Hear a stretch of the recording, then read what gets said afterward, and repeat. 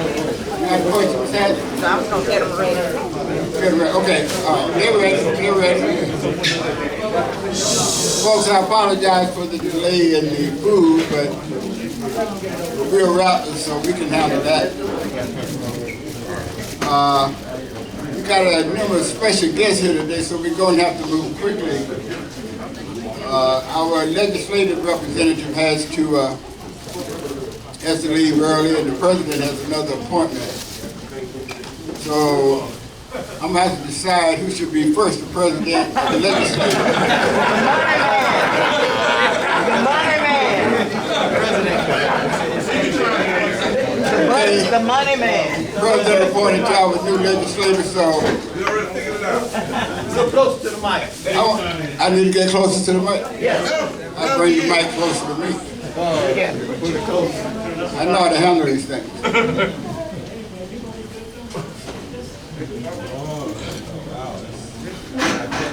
Okay, before I bring up Mr.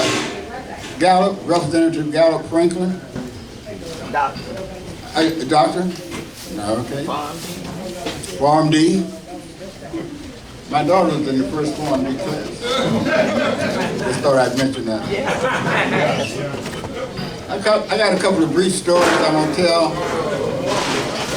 Are they new? Yeah, they're new. You know, I tend not to repeat myself. Let me see, which story I was going to tell first. You know, when you get old, remember, I made a mistake when I was retired. I went over to the foundation. I had retired Vice President of University Relations and Executive Director of Foundation, so I like to come on campus after I retired and visit with the folks. And I visited, 3 young ladies were in the hallway, and one of them said, Mr. Jackson, I heard you tell somebody you were 80 years old. That ain't true, is it? That's okay, I got one. Thank you. I said, yeah. Turned the big 80. Another one said, really? I said, yeah. The other one said, you're really 80? I said, yeah. Then they just turned and walked away. As if to say, well, there's nothing happening here.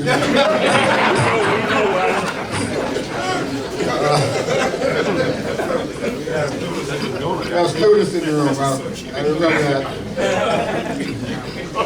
Now, my wife, I'd like to brag on because she was the first president of the Florida Education Association, Professor Emeritus of the College of Education. All right, I like that.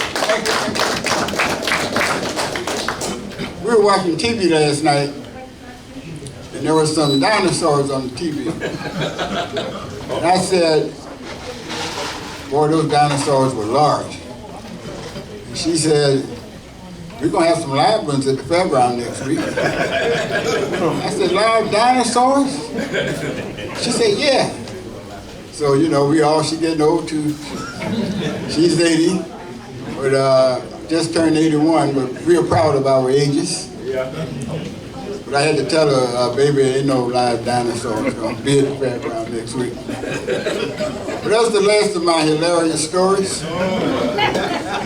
I am proud to bring up the legislator who is responsible for Florida A&M University. He's a FAMU graduate, former president of the Student Government Association. Were you president twice? Twice. I could have been twice if I ran. You know, my field was athletics. I have time for stuff like that. But I was very pleased to meet him, and I wish my daughter was here so she could meet him.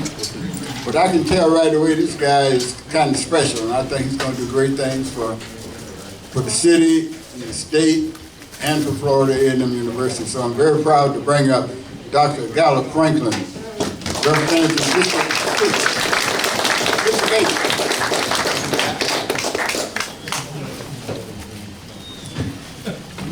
I'm so glad that I'm from FAMU. I'm am so glad that I'm from FAMU. It's always great to be amongst mighty, mighty Rattlers. And thank you so much, Mr. Jackson, for inviting me here today, because what you guys do day to day is so important for student success. Me being a former FAMU student and even playing on the golf team, some of my most fond memories were traveling to golf tournaments and trying to compete representing the mighty, mighty Rattlers. But those opportunities would not have been possible if it weren't for people like you. There's so many different layers when it comes to us ensuring student success on and off the field. There's the layer in reference to the classrooms, administration, faculty, and staff, which has to always operate efficiently. There's the layer with fundraising, where alumni and friends and family come together like events just like this to raise money to support the institution. There's also the layer, which is my job at the state capitol, to ensure that we can secure the necessary appropriations and funding for Florida A&M University so that we can secure a promising future for current Rattlers and Rattlers yet unborn. I am committed to that, but all these layers together, I'm looking forward to working seamlessly so we can make that top 100, to make sure we can keep fighting the good fights, to be the best, not just the best public black college in all of the land, but the best black college, HBCU, in all of the land, private and public. We have great leadership in athletics. I do see the coach here, Coach Simmons. He's always done a great job since he's been here. Looking forward to a phenomenal season. I know you'll do well. I also see the VP of athletics as well. So thanks so much for joining us and being here today. But once again, thanks for inviting me to speak. I'm looking forward to working with each and every one of you so that we can secure a promising future and protect the rich tradition and legacy of Florida A&M University. Thank you.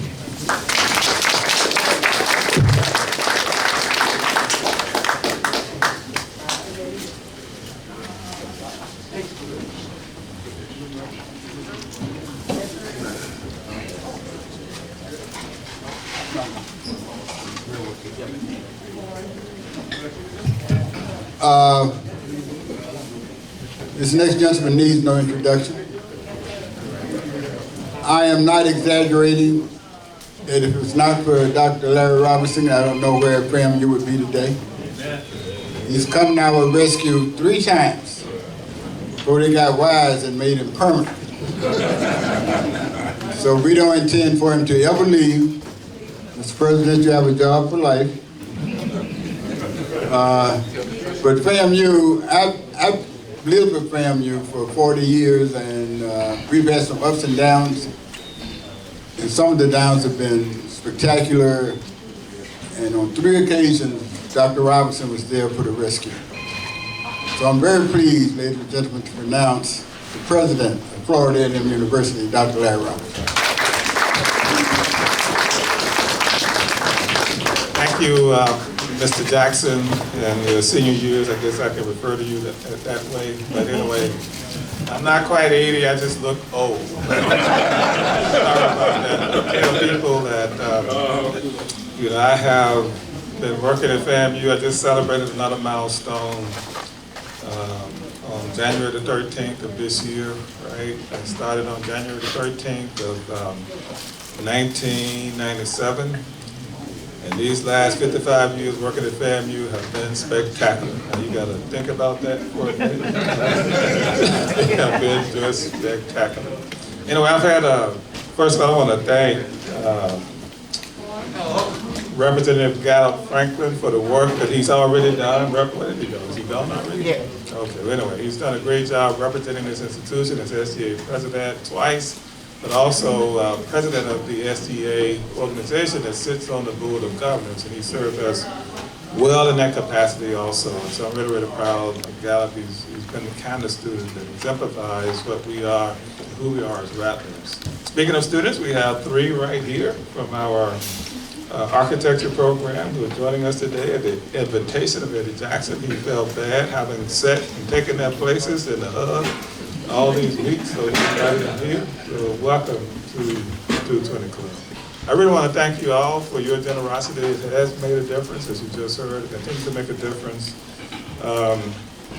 And I'm just so proud to be here with you. You know, people keep asking me about this hand, what happened to my wrist. And, sometimes I jokingly tell them, I ought to see the other 15 guys, but I'm gonna tell y'all the real story. The last thing I heard before I went down, I was punching left and right, and finally, I found myself on the ground. The last thing I heard one of them say, search his pockets. He has to have some season tickets somewhere. Just want to clear that up, y'all. I ain't got no season tickets. I got none. And I'm beating up my VP and AD. She's due. Don't want to run her off. She's only been here 2 months, right? Please. Take it easy on her, right? Don't hurt her, right? But here's I'm going to share a couple of things that I'm going to sit down. The microphone is so enticing. To a president, a former NAACP president, so y'all didn't know that. We're having some record, things happening at FAMU, the school that you love so much, just to give you a couple of ideas of what's happening on the Hill. On the one hand, I'm really, excited about this particular thing, but I'm also concerned as well. We're having another record year in the number of students applying to Florida A&M University. I'm not talking about 2 or 3%. I'm talking about 130% more students have applied to FAMU than a year ago this time. Just to put that in quantitative terms, somewhere around 8,000 applied for first time in college students. These are kids right out of high school, young people right out of high school, sorry. 8,000 or so a year ago, over 18,000 this year. 10,000 plus more. Right? And on the one hand, that sounds like great news. It really is, because it shows that FAMU's brand is really, really strong, and the desire to get to FAMU is really off the chain. However, we're only going to enroll somewhere less than 2,000 at the first time in college level. So do the math, right? We will eventually get to 20,000 students applying to FAMU as first time in college students. That means, although not all of them are as serious as others, but we do know there are going to be a lot of young men and women who wanted to come to and join us on the Hill who won't be able to. Right? And so I worry about those young men and women as well. So we have to keep working to provide an environment so that we can be accommodating to every student who might want a chance to come to FAMU and then go out into the world and do all of the wonderful things that you have done. Speaking of fundraising, last year we had a record year, and each of the last 3 years have been record years. Dr. Friday Stroud and her team are doing an amazing job of raising monies, and that's why I have this other appointment, because it's with a major donor this afternoon. So we exceeded $24 million last year. I had it more than double the goal set for me by my board of trustees.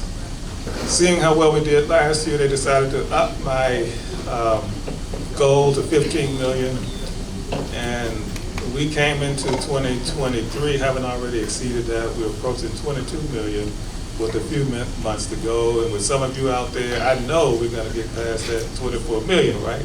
I know that, right? Right?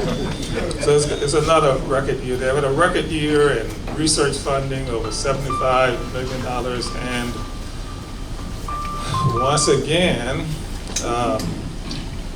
once again, we had a record year in expenditures as well, over $59 million actually spent last year, which was the highest among historically black colleges and universities. And so I do want to make this clear, though, and I don't want to correct the person who's going to be controlling the funding for us next year and years in the future, Representative Gallup Franklin. But we're already the #1 ranked public HBCU in the nation, but we want to be the best public institution in the nation as well. That is our goal. We're ranked 103 overall. We're going to get to that top 100. But we want to be the best institution in every way possible moving into the future. That includes athletics, right? That includes athletics. And what you do helps to make that possible. We also had a record year, by the way, in terms of funds provided by the state legislature to FAMU last year, over $70 million. Some of that recurring, some of that not recurring. And as you come to the campus, those of you who don't wait the football season, because there's going to be so much you might not recognize it. sort of, a major investment of funds for renovation and so forth are occurring, that we're doing some things that are going to be very obvious to you, from the outside coming to campus. We have somewhere in the order of $50 million in renovation and so forth we have to spend, within the next year or so, because we want to take a chance on the monies not being in the future. These are monies that we got from the state. We're very appreciative of them. And so you're going to see some major renovation and as well as construction beginning to take place. We also are fortunate to have expanded our footprint, having acquired Brooklyn Yards and City View apartment complexes that are going to provide collectively somewhere in the order of 240, new housing options for our students. Y'all know the challenge we had last year, and what I'm worried about this year is that, remember, 130% more students have already applied, and so there are going to be some folks who are going to call you, Eddie, and say, what's wrong with that President Robinson and that Bill? I said, I can't get into family, what's going on? Well, y'all are going to tell them, right? He told us, as I told students and parents many, many times, don't make FAMU your second and third and fourth choices, because when you come back around to see what's available, it might not be there for you. So get in front of the line first. They have developed a new approach to when students pay their deposits and all those kinds of things, and we've communicated that thoroughly.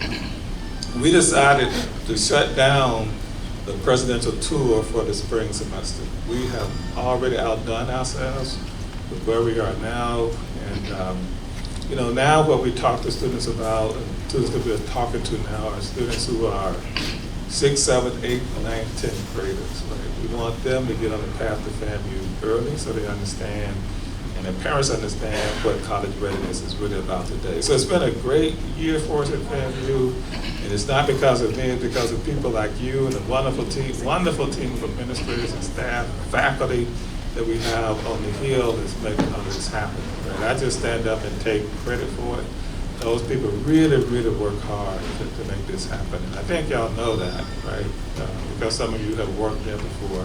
I tell people all of the time, if you're looking for an easy job, this ain't it, right? It's not the place, but if you're coming for a job where the reward is so great after you get through, this is the place, right? Just to remind you that we still have the highest percentage of Pell Grant recipients in the state university system of Florida by far. Average household income of our students less than $50,000. A third of them still in 2023 are first generation, so they need our help, right? We can never forget about that. As brilliant as they are, right, they need our help. The other thing I want to put out to you as well is that all three of these young ladies who are brilliant, they're architecture majors, are from out of state, right? FAMU has very likely the largest percentage of out-of-state students in the state university system of Florida, with over 20% of them coming from out of state. There's a factor of 4 or 5 in fees that they have to deal with, that in-state students don't have to deal with. Every dime that you contribute to FAMU makes a difference in their lives, right? I hear people bragging about the that's just lemonade, Dr. Tucker. He's not going to put any gin in there. Stop trying to bribe her. It's a church. Anyway, that's another reason that FAMU is so unique. We have students from 35 states, 70 countries. And we could be very well 20,000 students, but we are managing our enrollment to stay at around 10,000, and I'm not winking, turn the camera off, right? But stay around 10,000 that we can better manage our student outcomes, right? We're in a system where size does not get you revenue, right? Performance on outcome measures get you revenue. And the model that we have, percentage of students who are employed, gainfully employed, graduation rate, retention rates, all of those are the kinds of things that we get rewarded for in the system that we're in now. And it has made a difference, right? We've seen our graduation rates, double, in some cases almost triple since we started down this road. It's really, really been fascinating because it allows us to brag about student success each and every day. That's why we're here to serve these young men and women. whether they're on the field of athletic endeavor or they're going to be architects who design the next Bragg Memorial Stadium. But anyway, we have some young, great, well-deserving young men and women at Florida University. Thank you so much for your support. Thank you very much.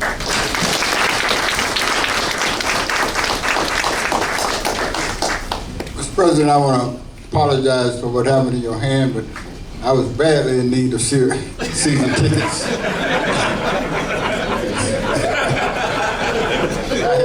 I just had to have them. Before the president leaves, I called the president's chief of staff, Linda, and I said, Linda, you know how successful we were last year with the Coolant Center. I said, Linda, if I had another $1,000, I'll be over the top. We'll have about $15,000. And I said, I'm just mentioning that. If you see Dr. Robinson around, you might want to pass that by. A couple hours later, Linda called me back and said, Dr. Robinson has sent a check to the Family Foundation for $1,000 for the cooling facility. So we are over the top.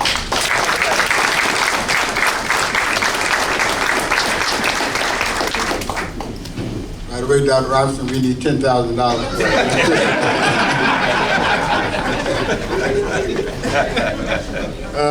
I don't think our new athletic director should feel any push, because of what the president did. And so I don't want her to even think about that he gave $1,000. I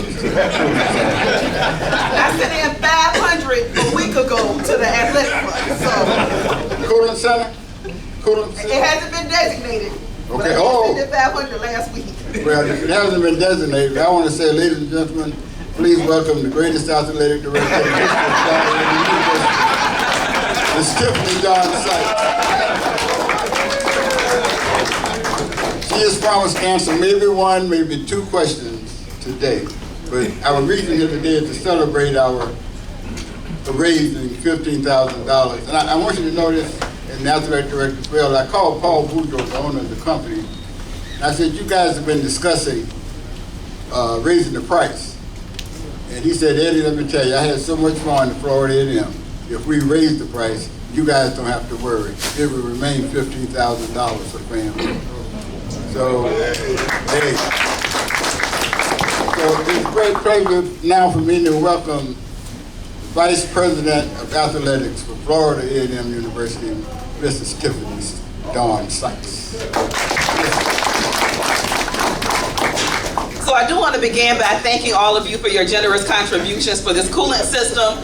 I was not as familiar with it, but Eddie Jackson came and met with me on campus last week to share some other bright ideas that he has for the athletics department. And then he mentioned to me about the coolant facility and all of the money that this particular group had raised. Told me that I needed to Google it to find out more information on how we were the trailblazers in this particular HBCU space, and then backed it up with the science of none of our student athletes suffering from heat exhaustion, and that's due to your generosity. So I do want to say thank you, and I look forward to hopping in the coolant station because I'm not used to the Florida heat yet. So you'll see me pass through too. But sincerely, I do want to thank you for that. I have talked to some of you, many of you on the phone. We did release the Investing in Champions ticket prices for 23. And everyone who called the office and left a message or sent an email, I called back. So if you called me and you didn't get a chance to talk to me, it's because you didn't answer the phone. But every single person who had a question about it, I did call back and had the opportunity to talk to you. I wasn't able to get in front of this group because we were on a really tight timeline with schedule releases, etc. But I'm happy to answer as many questions as I can, but I do also want to give you some context. So I recognize many of you have been a part of these groups for many, many years since the creation of the Investing in Champions program, and it has indeed been a really great financial support to our athletic department. I took the opportunity to sit down with our university advancement office, the box office, and our business office. And it turned out that after going through how much, because a lot of those things in those packages we are charged for. Florida Classic tickets, we get invoiced for. Parking, we get invoiced for, etc. On our most popular package, we had lost $140,000 last year. On our second most popular package, we had lost a little over $90,000 last year. So that's almost $250,000 that we lost. Now, broadly, it's my understanding that we made about $700,000. But we could have made almost $1 million on investing in champions had we not operated and selling packages that cost us more than we produced. So I added a package, I readjusted some packages, but I know some people are like, I was firmly in this particular group for many years, and this is how it impacted me and changed, what I do. And that's the reason behind it, because we were actually losing money that is much needed for us to support our athletic department. I had one person call me and say, I've been paying this price for so many years, and I said, I really wish I could go to the gas station and say, I paid 99 cents a gallon for gas 20 years ago, and therefore you should let me gas up my car for 99 cents a gallon. But just like that, the gas that I'm putting in the buses, or even in the planes, we had some feedback last year that our football team showed up at the Classic on the bus, the opposite team showed up on the plane. We need to show up on the plane. How much do you all think the gas is for that plane? It's $99,000 for the gas. $99,000 for the gas, okay? The cost of gas has gone up. Also, I love our Division I football team. Do you know how many sports we sponsor at FAMU? 14. Do you know what the minimum number of sports you can sponsor in the NCAA to be Division I? 14. That means all of our sports have to have the necessary support to compete at the Division I level so that our football team can remain and compete at the highest level.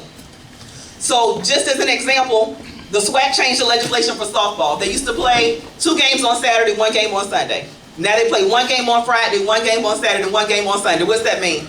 An extra night of hotel, an extra night of meals, an extra night of paying for the bus, and that's just for us to compete at the same level. That doesn't do anything to raise our ability to compete, just for us to compete at the same level. We also have had sports from the NCAA to increase the number of coaches that they can have, right? And we have not been able to match what the NCAA is now allowing us to have a number of coaches because we currently don't have the resources to support it. So it's my goal to generate as much revenue so I can retain outstanding coaches like Coach Simmons and keep them in place at FAMU, but they're all constantly assessing themselves against other institutions and what our peer institutions and non-peer institutions are doing. And the only way for me to allow them to be competitive is to generate revenue. And that is my commitment. I've hired someone really dynamic in external relations who has years of experience in corporate partnerships, who will go out and talk to corporations, will sell spaces, will raise money. But I also have to think of a menu of things to raise funds.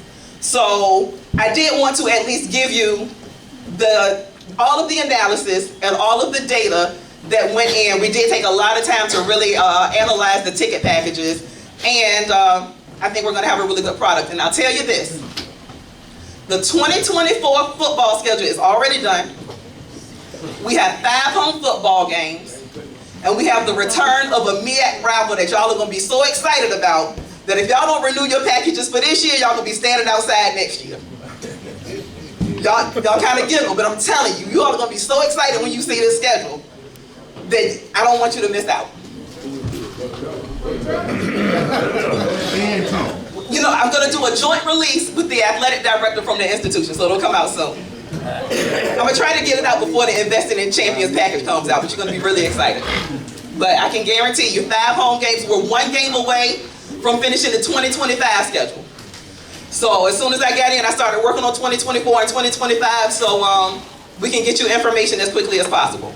But I really need everyone who has been a member of Investing in Champions to continue to be a member of Investing in Champions at any level to support our football program and all of the rest of our athletic programs. And I'm happy to take questions if I didn't answer them through what I said. You said we have 4 home games?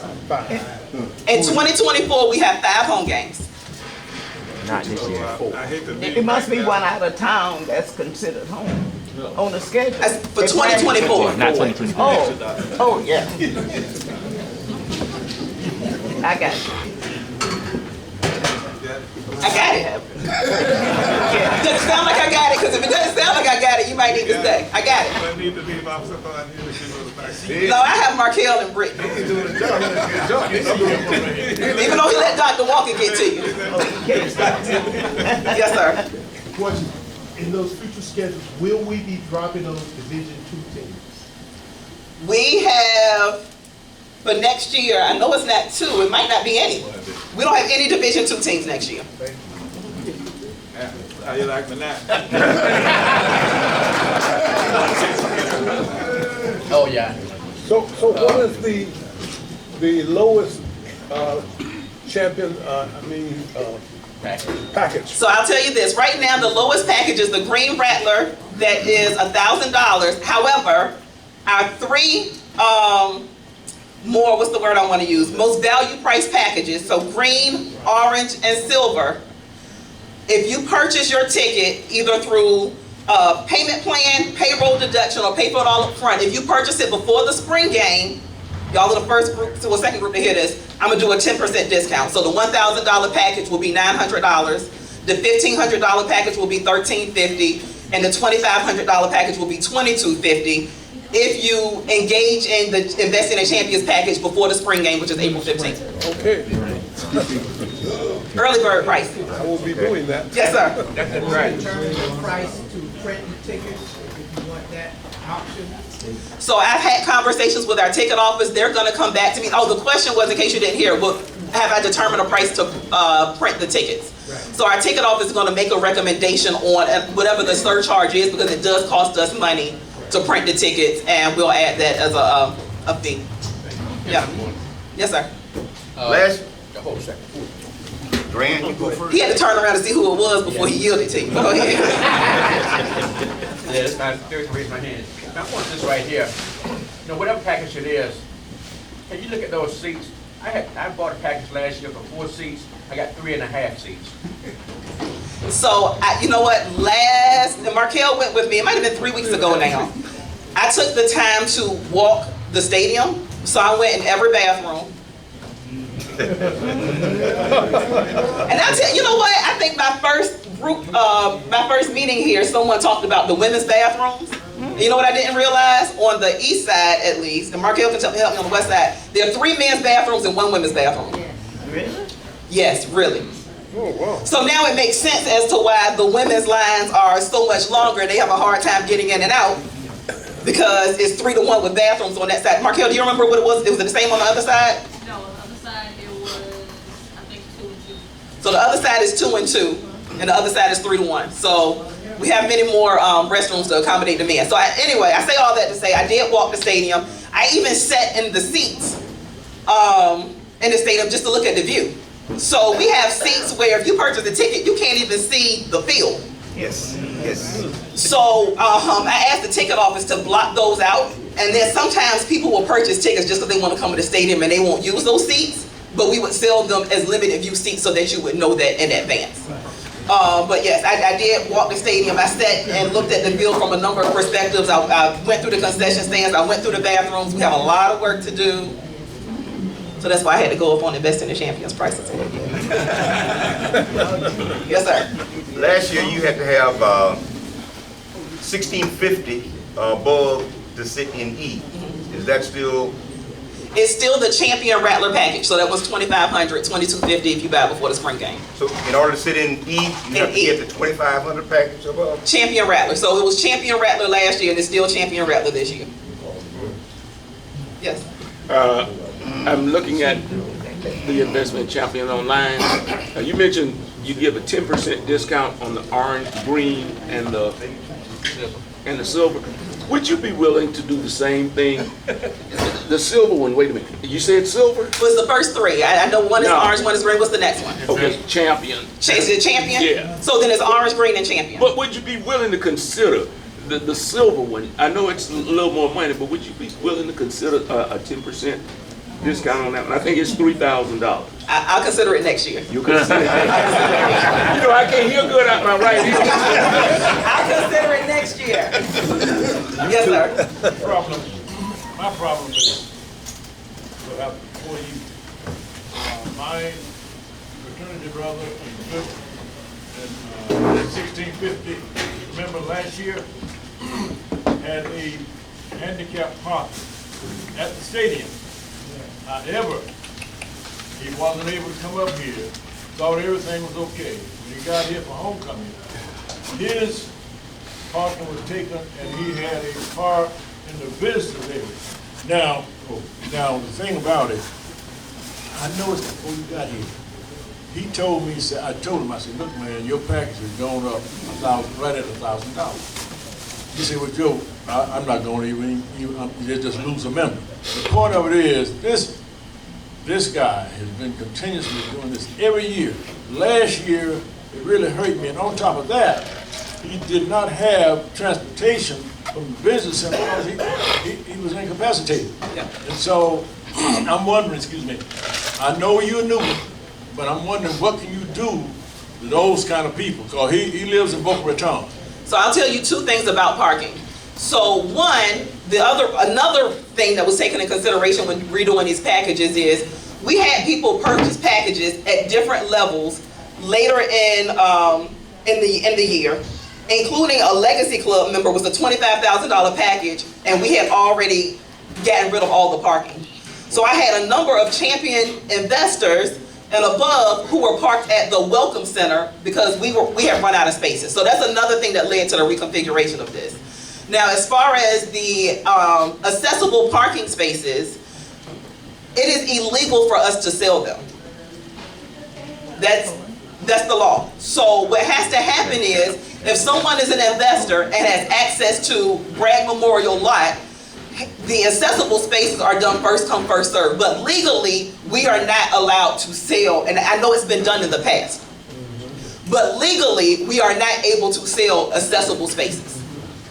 Or reserve. Okay, well, what I'll do is, I'm gonna have him call you, Ms. A.D. Okay? And I'm gonna call him back. His name is Linares Rosier. Okay. I'm gonna have him to call you because he's really severely incapacitated. He has a number of things, but he's my frat brother too. So, I'm gonna have him to call you. Just remember that name, Linares Rosier. I will. And I wish I had a better answer than get a package and getting there as early as you can to guarantee that you have a space, but I'm unable to sell accessible spaces. Thank you. Thank you.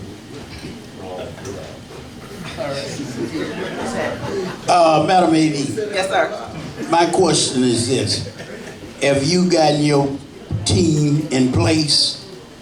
I have.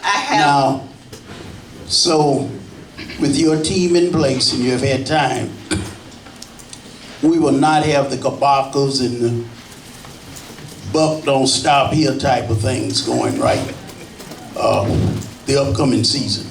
So, am I correct in saying that? So I have one gentleman who will be starting March 20th. His name is Breon Higgins. He's the Associate Commissioner of the CIAA. So I'm really excited to have him start. The other gentleman has not turned in his resignation letter, so I can't tell who he is yet. But I do have some really outstanding people who I think, I don't know how to say this, can support my personality and have personalities that are reflective of mine. So it's my expectation that people on my staff are accessible in the way that I'm accessible, that they interact in the way that I interact, that they have similar tones most of the time, even though sometimes mine can be a little abrasive, but that we are providing a service to our student athletes, we're providing a service to our coaches, we're providing a service to our alumni, our boosters, our parents, and friends.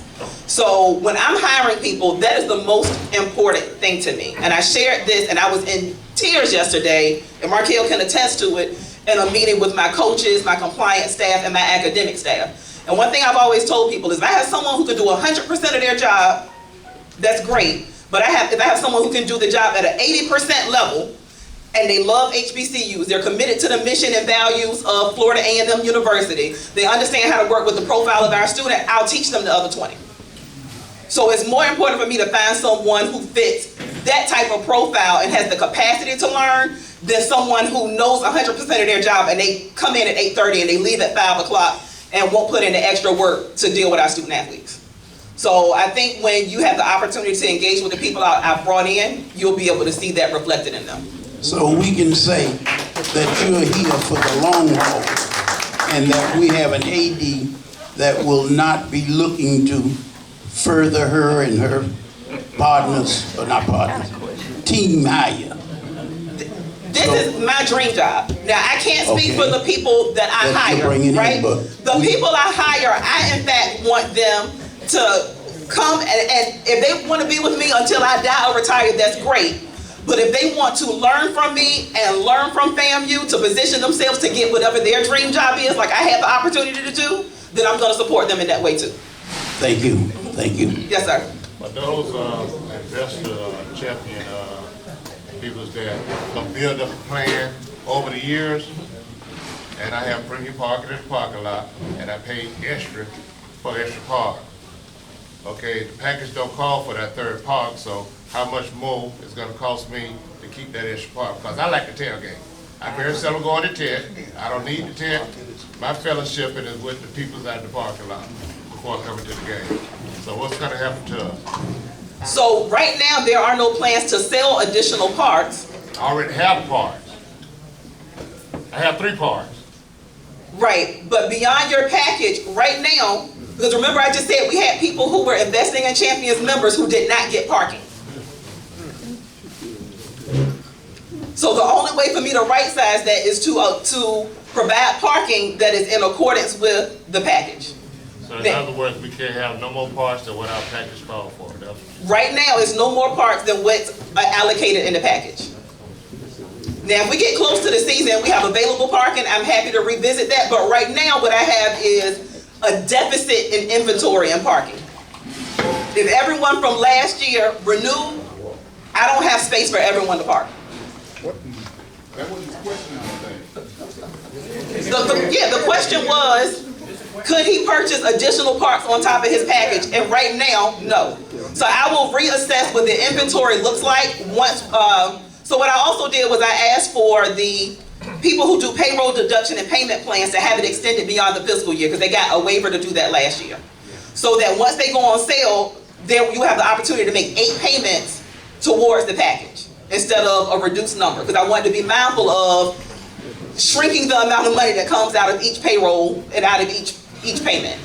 So, but again, based on the inventory that we had more invested in Champions people than we had parking that was distributed. So we gotta be penalized. I gotta give up a park just because someone just coming in don't have a park? That's But they didn't just come in. These are people who were investing in Champions last year who didn't even get a parking space. Because they did it late. Okay, he says he's okay with one more question, but I saw 3 more hands. So I would take 3. The mic is here. Yeah. Mine have to do with seating. Can we change seating from where we are to some other seats? So if you contact the ticket office, and I don't know if the woman is here who emailed me, but she went to our ticket office and Ms. McKay took her to the stadium to allow her to look at where her current seat is and where there's availability to get seats within the different packages. So I would encourage you to go to the ticket office if you can and meet with Ms. McKay, and she can talk to you about where we do have available seats right now and where you could get a seat based on whatever package you're interested in purchasing.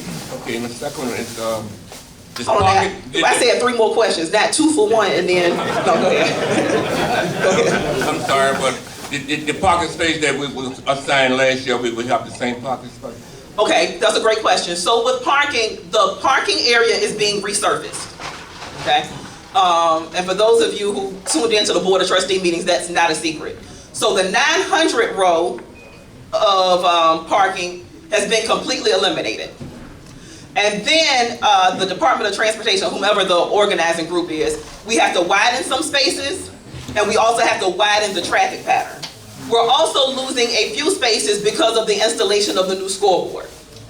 However, the new parking manifest, when laid on top of the old parking manifest, is pretty close to exact. So the idea is that even though your space may be 3 feet further back and 4 feet further to the right, that you would still be in the same general location and have the same parking space number. And they'll deal with the people who are being completely displaced. So those in that 900 row and a few of those spaces right under the scoreboard, we would deal with them individually. Go ahead, Ms. Hadley. I said, go ahead, Ms. Hadley. All right. Now, I have 2 questions. I'll ask them all at once. The first one, will chair-back seats be allowed? I have invested in whatever, but I like to sit in the C section. Are we going to be allowed to bring in chair-back seats? And the other, do you have anything to do with the north end zone? Okay, so I'm not familiar on what the policy is in chairback. So am I correct to understand that you aren't allowed to bring in? Well, he said last year. They said last year would be last year. He said last year, we could bring them in last year, but they were gonna put the seat back on all the chairs, but they didn't get to do that last year. Since they didn't put the seat back on the chairs, he said, okay, bring in your own seats. That was for last year. Stadium size. Yeah. This is the first I've heard of that, so I really don't have enough information to answer that for you. Okay, north end zone. But Markel, can you write that down for me to get an answer on? Thank you. North end zone. So her other question is about north end zone and do I do that? So university advancement, so Dr. Friday Stroud and her office operates the north end zone club as a part of our game day experience. So it is manned, operated, organized by her office, but something that we are able to put into our package to deliver. We'll bring Dr. Stroud here sometime. Okay, yep. You weren't one of the hands. Yes, sir. I have seen you unofficial, and now I'm seeing you official, and I see a spark and assertiveness that I think is very, very much needed as an AD. But I also see some proactiveness as opposed to managing crisis. And I'd like to commend you on that because I'm not sure we had that before.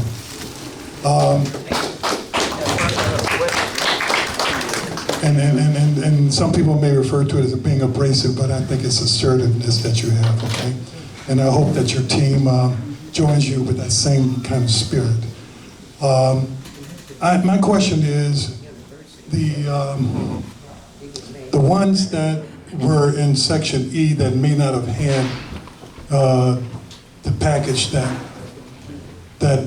would have gotten them in Section E that may have to be moved to somewhere else. I guess my question is, are you working with the ticket office, because I think it's separate and apart from the AD's office, to try to address and take care of or accommodate those folks who are moving from Section E, and will that be moved to Section D and Section F if they don't buy the $2,500 package? Yes, and I'll tell you, is this being live streamed right now? No, this one isn't. So it's recorded. So when I met with our ticket office to talk about some of the concerns that I heard in this group, they told me that they watch every recording of this. So by the time I was able to report back to them, they had already made the notes. And the people who were in the ticket office last year were brand new. And like, while I appreciate you saying that I've been proactive, I still recognize it may still be bumpy for me because it's hard to, do things unless you've seen them once. And for me to see things once, that'll take a year, right? So I appreciate that I'm trying to get out in front of as many things as I can. Sure. But I know some things may fall through the cracks. But in 2 months, you've done more than somebody's done in a whole year. Well, I appreciate that. But I would say, I cannot remember the woman's name, I apologize. She emailed me and said she went to the ticket office and that Ms. McKay, the story I just told, walked her out to share with her what seats are available, what the view would look like based on whatever package you want. So I would encourage anyone who wants to change what their package is, up or down, to go to the ticket office before they go on sale. They will go on sale March 20th.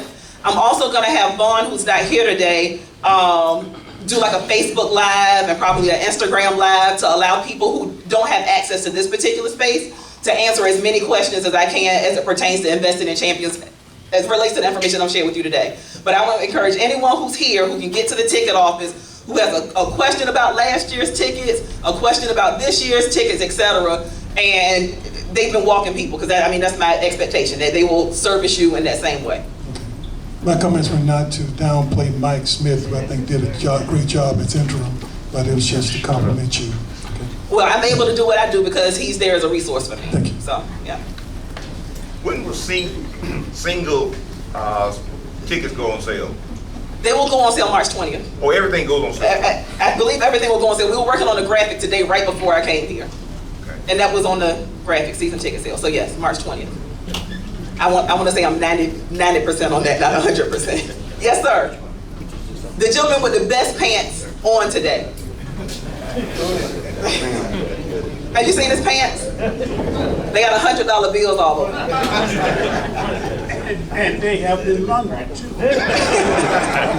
I have a couple of things. One is between our hall and the gym, there's a copper tube that's been there for a long time.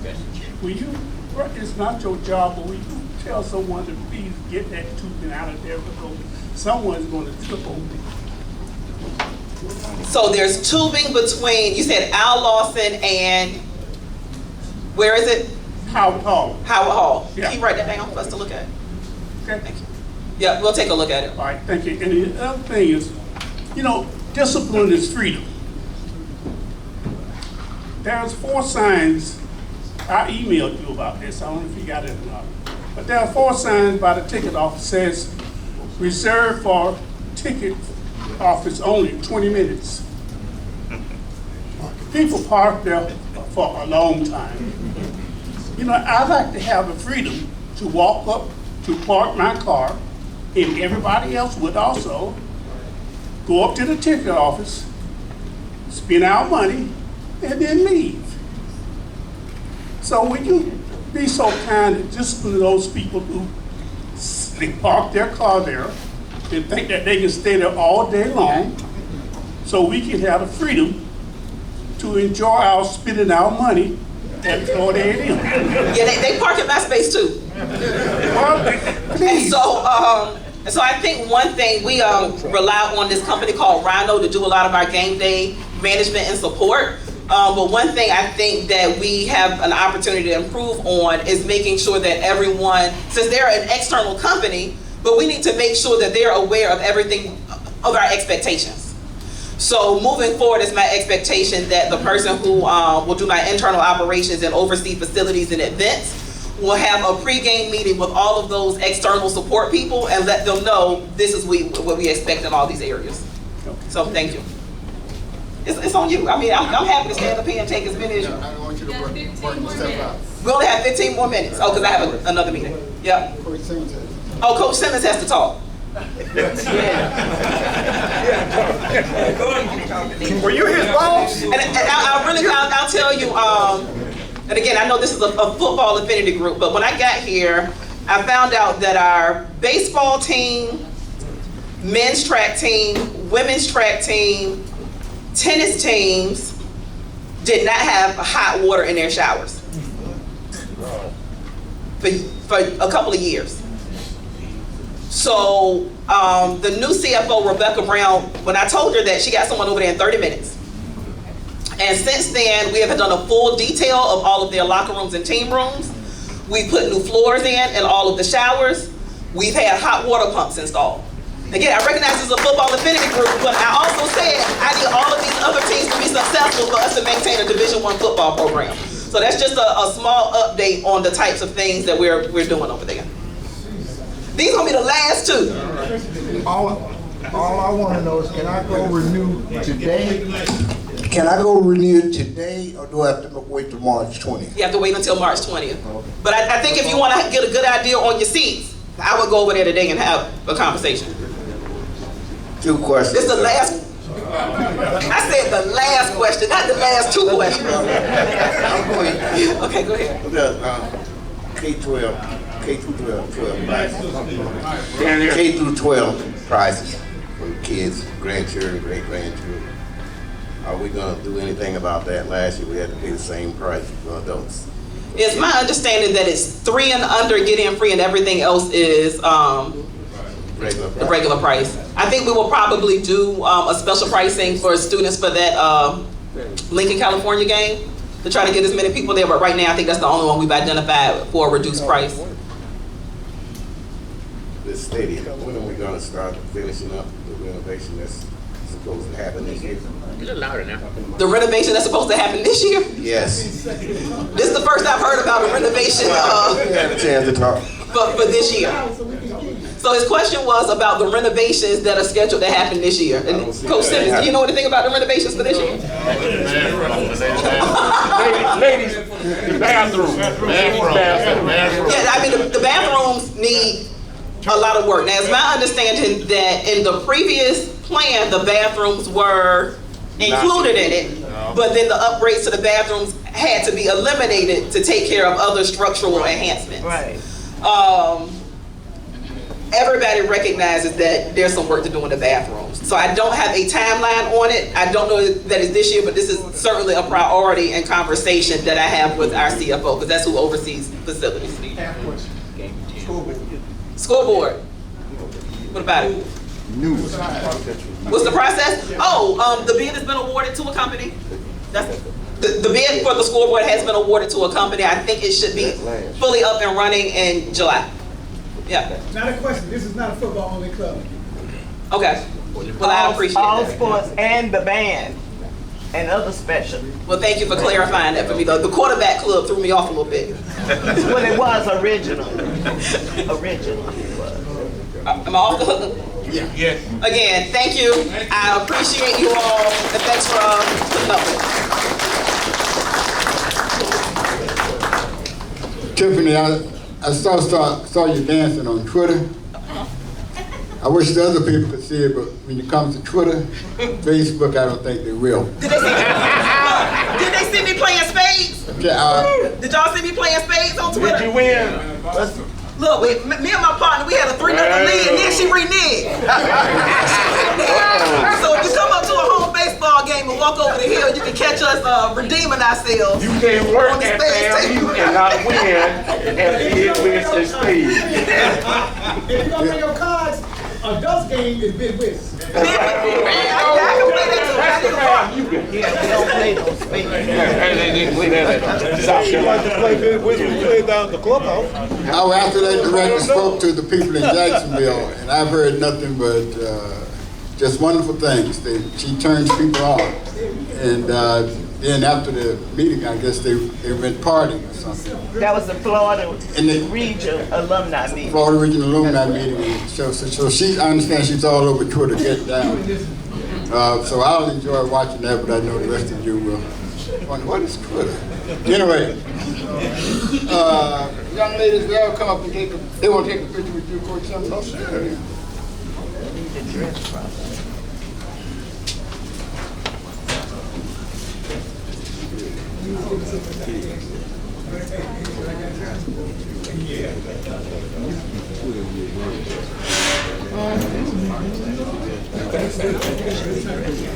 But nobody teaches these kids, man.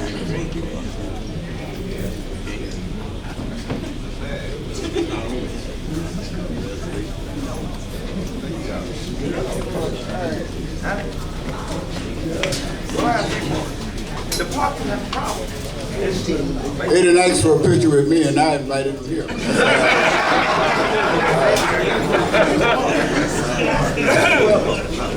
Ladies and gentlemen, the head coach of the Florida A&M University Rattlers, Coach Willie Simmons.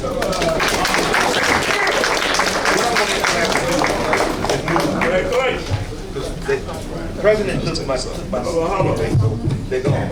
and I thought they were going to take a picture with you until you told me you were 80. And then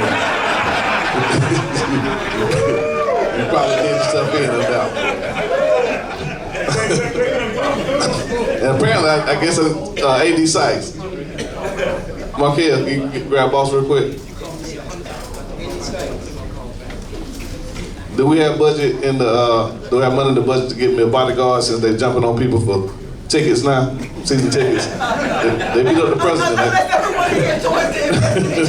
Right. Obviously, we're very excited. It's an exciting time, always exciting time to be on the Hill. But a couple of highlights. Obviously, this past weekend, Troy and I had an opportunity to go down to New Orleans to the HBCU Legacy Bowl. 4 of our young men were able to play in that game. It's kind of weird to say we play in Team Robinson because it's a SWAC SIAC versus MEAC CIAA. So Team Robinson beat Team Gaither which is hard for us to say, but they won the game, and of course the Rattlers were the only ones to put points on the board. So Xavier scored the only touchdown of the game with the touchdown catch, and then Jose made the field goal for the final score to be 10-3. And then Xavier obviously won Offensive MVP after having a phenomenal game. So he did a really great job last week. Really turned a lot of heads. Really showed the country what we all have seen for the last 5 years, which is that he's one of the most dynamic receivers in the country. And looking forward to seeing what the future holds for him. And then Isaiah is currently in Indianapolis, reported on Sunday, I believe, Monday, Monday, for the NFL Combine. And so for the second year in a row, we've had one of our former players get invited to the National Scouting Combine, which is the highest honor you can receive as a pro prospect. Bob's not here to fact check. Eddie may be able to do it as well, but I don't know in our history if we've ever had consecutive years of guys being invited to the Combine.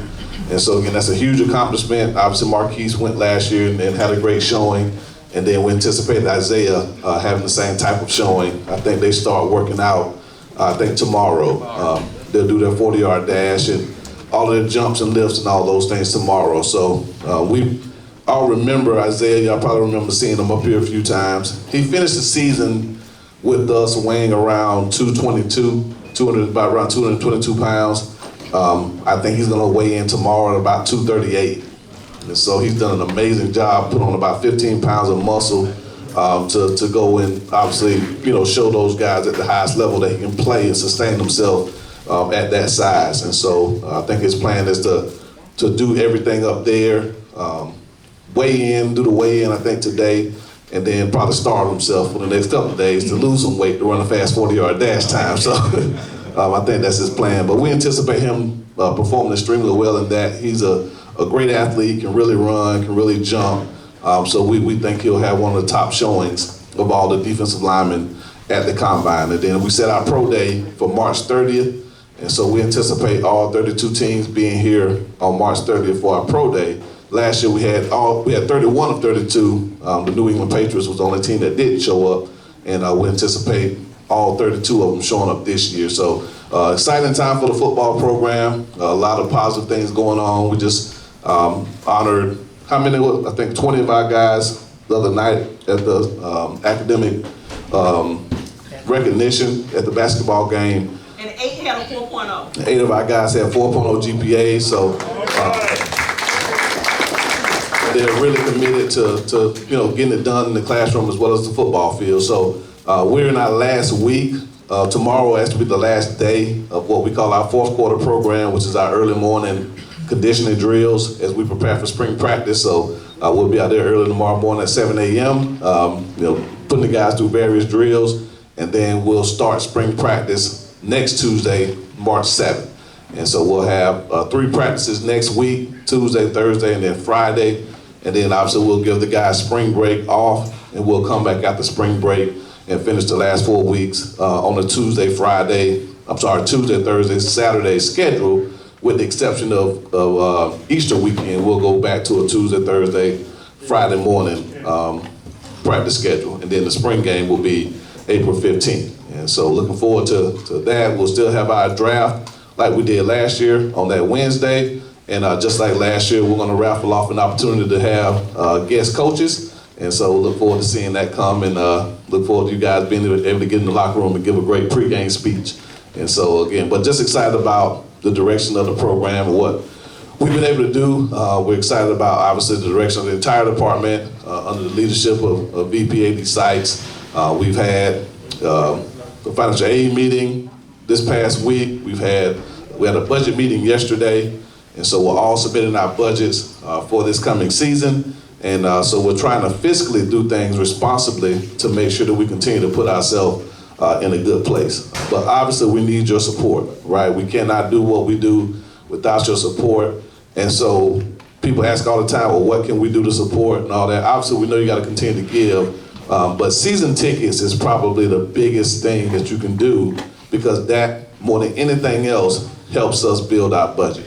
If we have an idea of how many tickets we'll sell, going into the 4 home games we have this year, and then the 5 and 6 in future years, we can start to build our budget out, right? Because we understand that we have significant revenue coming in based on the number of tickets that we'll sell, right? And so if we pack out Brad, we got 4 home games this year, right? There've been a lot of things said about the schedule and whether we like it, don't like it, whatever the case may be.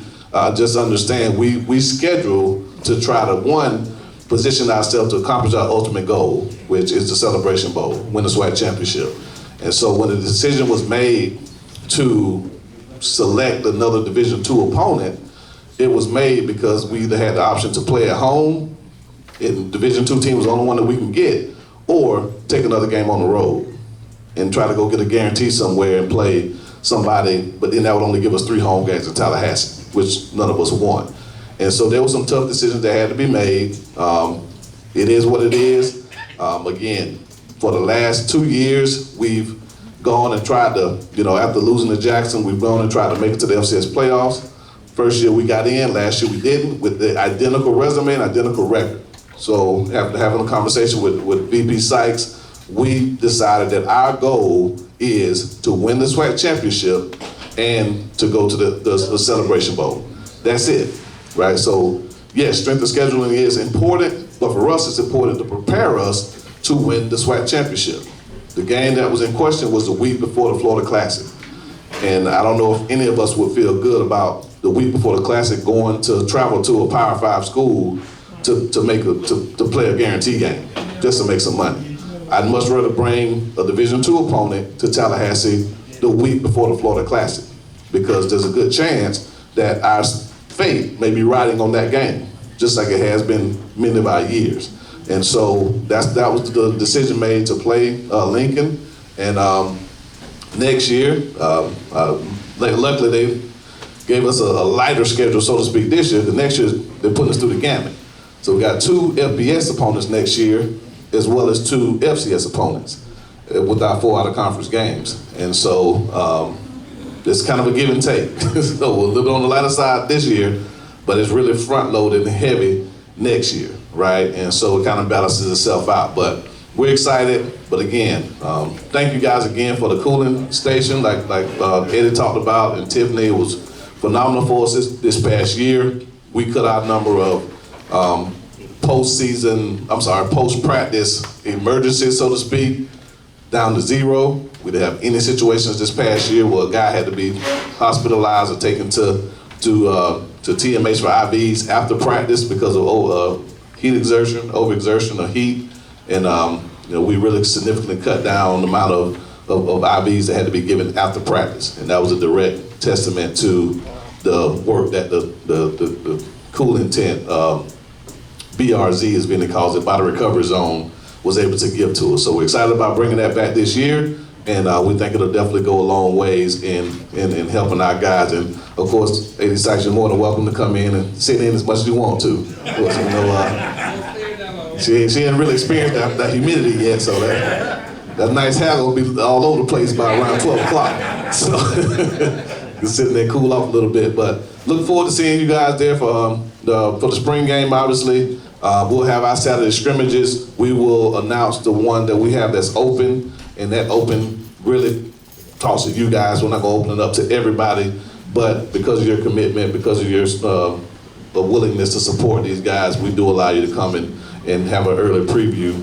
at some of the scrimmages. So as always, looking forward to continuing to build this thing together. And I think we got some great news coming down the pike. Hopefully we'll have our first player drafted with Isaiah since, I think, 2013 with Brandon Hepburn. So everything goes the way it's going now. He'll definitely hear his name called, and we'll have 2 guys on NFL rosters this next season. So program's definitely moving in the right direction.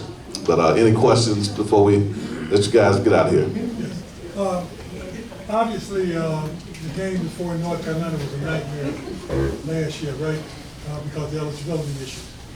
Now that we've had that experience, and I think the organization has been improved to formalize putting people in place to help with the issue, how are we doing at this point in time in terms of implementing system that will ensure that we won't go back there again? Right, so the question was about, obviously, last August and the certification issues that we had. So first and foremost, Dr. Robinson and his team committed an army of compliance personnel, so that will help tremendously. We've identified and brought in more academic support staff, so that will help. Of course, AD Sykes, Ms. Brittany, Ms. Markell, they all have experience in APR certification. We actually have an APR meeting today at 3 o'clock that we're heading to talk about how to increase our APR scores. And so I think just having people in place that understand the process,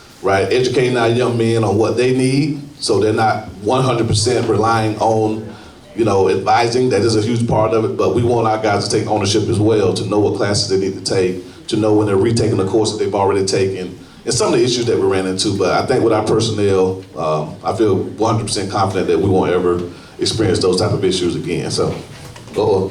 No, that was a great answer.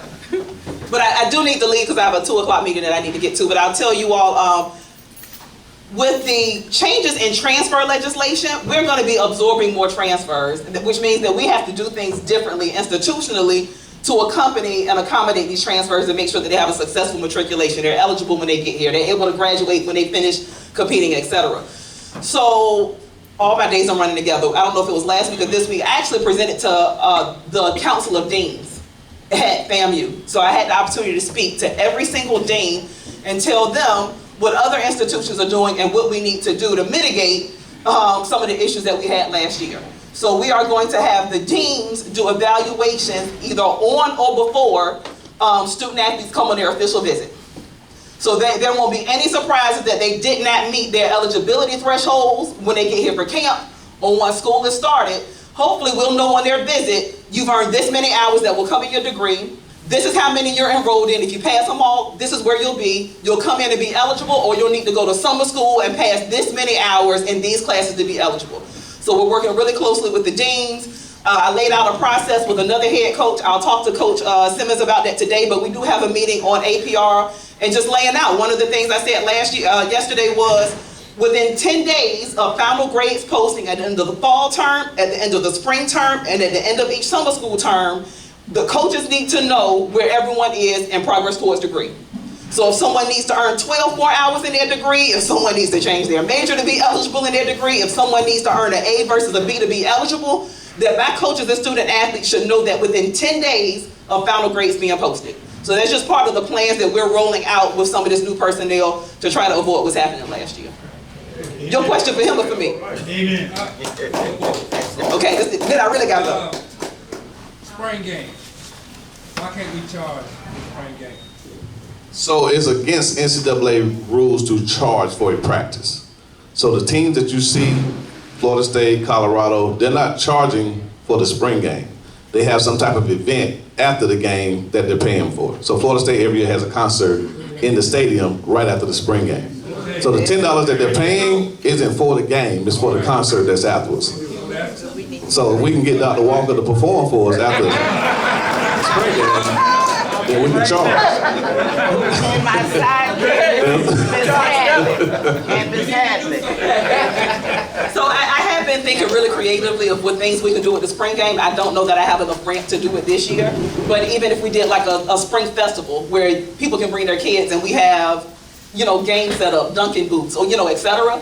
But I do want to find out a way to try to generate a small amount of revenue for the spring game. So it's something that has been thought of that I don't know that we'll solve this year, but it's certainly something we're looking forward to doing. I gotta go, y'all. Thank you, boss. Is it inappropriate to ask for donations? Or you can request donations? I don't know. No, it's definitely not appropriate to request donations. Yes, but we can't charge for the game. Yeah, so I'll present that to us. The other thing is, I appreciate the fact that you normally give a lesson after what you do. And because of that, I don't go on Facebook, but I had to tell the folks on Facebook it would be really good if rather learn how to hear both sides of the decision before they criticize. Of course, one of the guys always criticized. He didn't touch it with me. But that's one thing that I have a problem with. But I think just jump out. Once the decision is made, all of a sudden they criticize before they know what the reason is. Well, yeah, and so Tom was speaking to the response to the scheduling, I think, was probably what you're speaking to, right? Yeah, so, obviously people always have their opinions, and most of the time, the opinions are just based off their feeling at the time. It's not based off facts, it's not based off a conversation that was had with me or with AD Sykes, and I think that's one thing that we both provide and bring to the table is that we're both transparent, right? We have no problem talking about the issues at hand and addressing the concerns and telling you why a decision was made. So again, that's just part of it, and the old saying, you're never gonna please everybody, right? And so we can't do one. If we had scheduled 4 Power 5 schools, you'd have half saying that's great because of revenue, because of preparation. You'd have other half saying, we're beating our players up, we're doing this, that, and the third. So there's no perfect scheduling model. It's just what's best for us, and that changes year to year, right? Years that we don't have as many home games, we got to make that revenue up in other ways. Like next year, we're going to play 2 FBS guaranteed games, right? So again, we just got to do that. But like I said, and I commented probably to the same individual you're talking about, it's okay to be, I love the fact that Rattler Nation is passionate and critical of things that they don't like. But the solution to me, like I said, because this is revenue driven, show up at the home games, right? Because like I said, if we can guarantee that we will sell, I guess we dropped down from 25.5 to 22.5 because of the renovations. If we can guarantee that we would have at least 22,500 people in every home game, we wouldn't have to go out and schedule Power 5 teams, right? We would be able to make our revenue at home. Deion Sanders was able to go to Jackson and say, we're not playing anybody because they're getting 50,000 at home games in Jackson, right? So they're making $500,000 every time they play a home football game.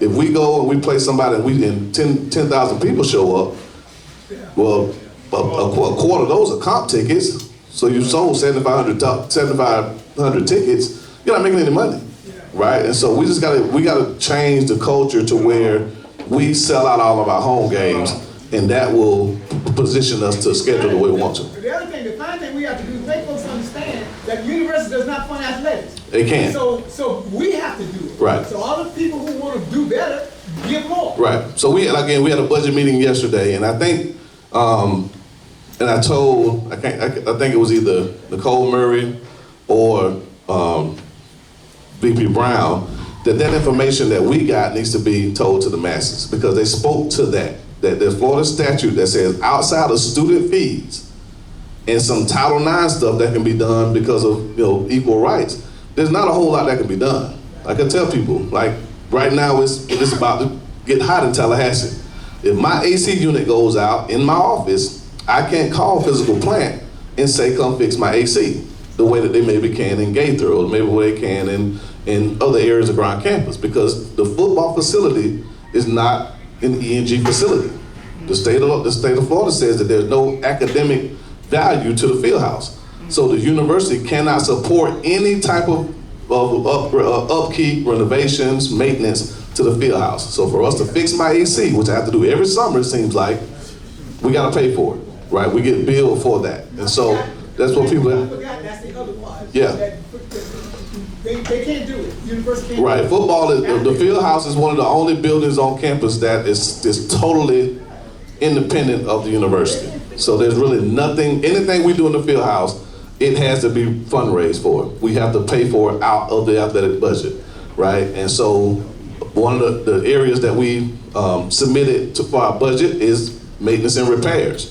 Well, we don't know what it costs to fix an AC, but we have to put that in there to say, hey, budget for us to be able to fix the AC, paint the walls if they start to get dirty, mop the floors, even things as much as maintenance, custodial workers, people that come to take the trash out. We gotta pay for that stuff, right? Because we want the field house to look beautiful when recruits come to town, so we have to be able to continue to pay for people to cut the grass for us to practice on, right? To line the fields. Those little things that people just assume should just be happening because we're an ag school. Well, unless we can find a program where our students maintain our fields, we got to pay for it out of our own budget. And those exorbitant costs really dig into an athletic budget. So people just have to understand that and understand why giving is so important. Yes, Colonel Joe? Where do we stand with trainers? requirement for trainers? Yeah, so this past year we were great with trainers. We had an adequate number. Now, unfortunately, we're losing our head athletic trainer, Vinny Williams. I think most of y'all know Vinny. Vinny's transitioning on. He's kind of getting out of the profession, going more to the physical therapy side, and so we have to hire a full-time head athletic trainer. And so right now, Liz Balaam, who's an assistant, will move into the interim spot. And then we'll identify someone to come in as a head athletic trainer. But last year was the best that we had since I had been here. I think we had 5 full-time workers in athletic training, and so we're moving in the right direction. But definitely always an area to make sure that we're complying in. That's the last area you don't want to be complying is training, because that's health and safety. All right. Any other questions? All right, well, again, we'll start on spring practice next week. Josh will be putting some information out about that, and of course, when Eddie needs me, I'll be here. Appreciate you guys. Thank you, Coach. If I can have everybody's attention for 1 second. Coach, I want everybody to know that the reason we were able to reach 15,000 so quickly is that Booster President Selvin Cobb got the Booster Board to approve a $7,500 gift for the Cooler Center. So, Selvin, where's Selvin? Selvin, come up to a few words anyway. I want to talk a little bit more about you in the Booster next week, because most of the people have left. Is that Roy Moore? Yeah, Roy Moore. Roy Moore gave given $1,000 for it. That's it? And Jerry, where's Jerry? She gave $1,000. She gave $1,000 too. Oh, I tried to get you. Yeah. Oh. Yeah, she gave $1,000 money. Thank you, Miss Jerry. She wanted to give $500, but I said nothing. Ladies and gentlemen, Selvin Cobb.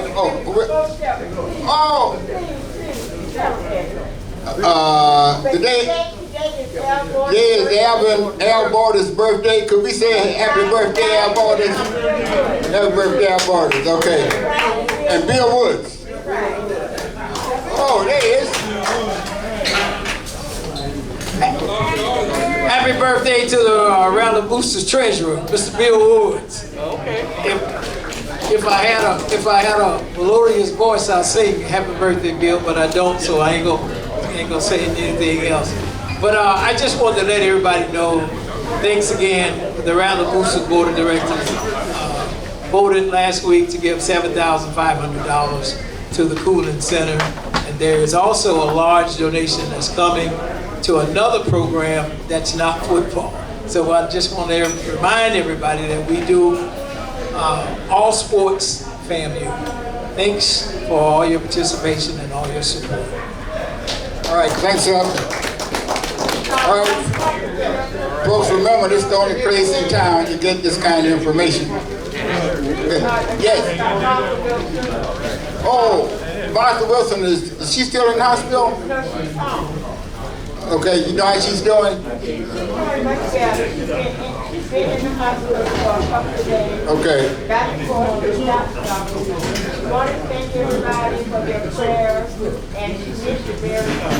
Martha wants to thank everybody for their prayers. Did we send her something?